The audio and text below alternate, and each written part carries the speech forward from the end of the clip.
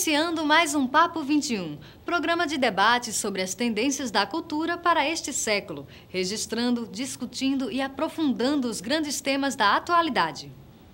A pós-modernidade marca um período de grande experimentação em todas as linguagens artísticas. A interface entre as linguagens contribui para a reconfiguração de todos os parâmetros estéticos já estabelecidos. O corpo passa a estar no centro das proposições artísticas, exigindo novas conexões nas formulações conceituais. Esta edição do Papo 21, que tem como tema Performance, o corpo e suas relações, gira em torno de algumas dessas conexões possíveis que vão desaguar na produção contemporânea. O tema é apresentado pelo doutor em Estudos da Performance e Artes Cênicas, Fernando Passos. Participam também desse Papo 21 o jornalista e dançarino Joubert Arraes e o artista visual Solon Ribeiro. A mediação ficou a cargo da coreógrafa Andréia Bardavil. Vamos ao papo. O termo performance, como ele tem sido circulado, é uma questão que já se abre para as tensões inerentes à tradução, à apropriação e até essa situação, assim, pontualmente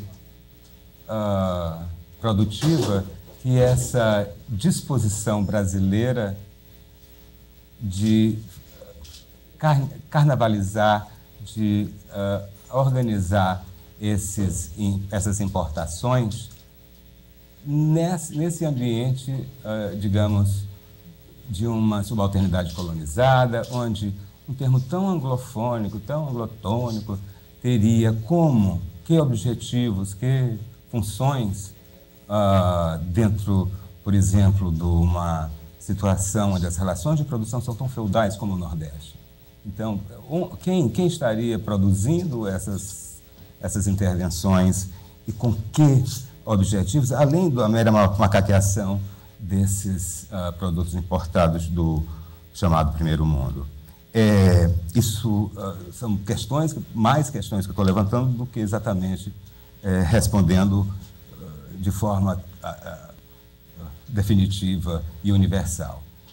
Para que serve a performance?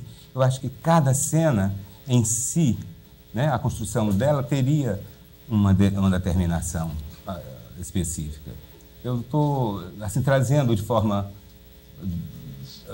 narrativa, discursiva, uma atuação que no grupo que eu coordeno na Universidade Federal da Bahia, com a pretensão de dar conta desses dois blocões, que é a pedagogia e a performance, fizemos como intervenção nas escadarias e no saguão principal da Biblioteca Central da Universidade. O que a gente pensou em fazer com um grupo de pesquisadores da pós-graduação foi nos colocarmos nas escadarias de forma muito lenta, uma super câmera lenta, para exatamente checar esse fluxo, um tanto quanto febril, daquele trânsito.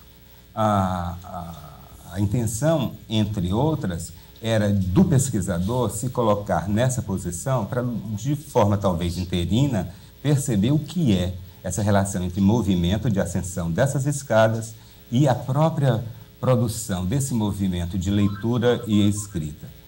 Leitura e escrita tem sido o xodó dessas, se quisermos, modas pós-estruturalistas, como é basicamente o interesse maior, eu poderia assim, reduzir a trajetória do Derrida em pensar que tudo em cultura pode estar contido na tal da escrita. Essa relação entre filosofia e dança, filosofia e teatro, nunca ficou tão assim intensa, exatamente quando Butler, que é a rainha da teoria queer, que é uma filósofa lésbica americana que tem essa pretensão de pensar que subalternidade, que identidade, todos esses conceitos não são outra coisa senão a repetição de atos e portanto, uma coreografia. Não tem ninguém assim fossilizado no sexualidade X, a não ser pela repetição de atos.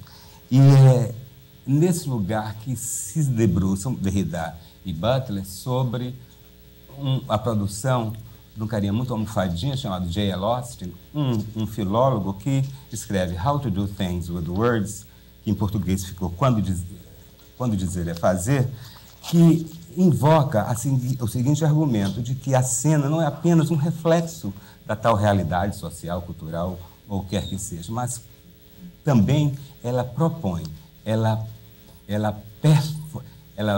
projeta uma cosmovisão e assim faz acontecer.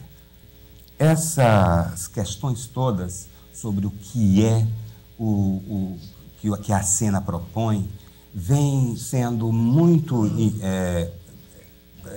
intensificadas, principalmente com relação a um marxista francês, que não foi por coincidência, matou a mulher e depois se matou, o Althusser, com a questão da interpelação. A interpelação é aquele momento assim fundante em que na rua alguém chama, ei, você aí, e uma dessas pessoas, é uma coreografia, um grupo de pessoas andando, uma delas se volta e deixa que essa interpelação tipo caia a carapuça e essa pessoa seja, sendo invocado, assuma essa subjetividade.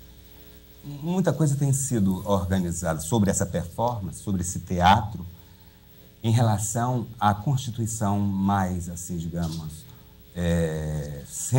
central da subjetividade, que seria as questões do gênero. Que essas questões ficaram muito, digamos, vibrantes, principalmente nos anos 90, quando, no Departamento dos Estudos da Performance em Nova York, na Universidade de Nova York, a Peggy Phelan, que é essa feminista que dirige o departamento, começa a pensar principalmente sobre a questão da performance, sob a ótica da teoria queer e dos estudos pós-coloniais. Aí chegou numa relação digamos, institucional do que tem a ver com os estudos da performance, se distanciando um pouquinho do que seja a performance apenas como performance arte, apenas como o estilo ou o gênero artístico, que nem é teatro, nem é dança. Muita gente quer dizer que quem não sabe fazer teatro, quem não sabe dançar, vai fazer performance, porque é um negócio assim meio mal feito, e que tem um negócio de espirrar sangue, de cortar carne, e que, então, todos esses estereótipos seriam, assim, a gente poderia afastar temporariamente para pensar que os estudos da performance são uma formação, digamos, crítico-teórica, que teve um mito de origem. Eu gosto muito de brincar com esse mito de origem, porque eu penso que quem deu à luz a essa ideia acadêmica foram dois homens. Então, dois homens pariram esse filho, que são os estudos da performance, que é o Victor Turner, um antropólogo especialista em ritual, e o Richard Schechner, que é esse diretor teatral de vanguarda. Então, como os happenings do tipo Paradise Now, que é hoje clássico, celebravam essa disposição tribal do sexo em grupo, e como o Victor Turner estudava esses bugaúgas lá do lado de lá do mundo, no meio da floresta, também celebrando alguma coisa nus. Então, viram aí nesses objetos, nesses artefatos culturais, os pontos de ligação e pensar que poderiam organizar um tipo de abordagem acadêmica que se distanciaria, então, por exemplo, nos estudos de teatro, do texto dramatúrgico, e pensar não no texto, mas na própria apresentação, na atuação, na encenação. Então, encenação aí figuraria em tradução e aproximação como um dado mais ou menos adequado do que apenas o estilo artístico que se convencionou chamar performance arte em todas as latitudes.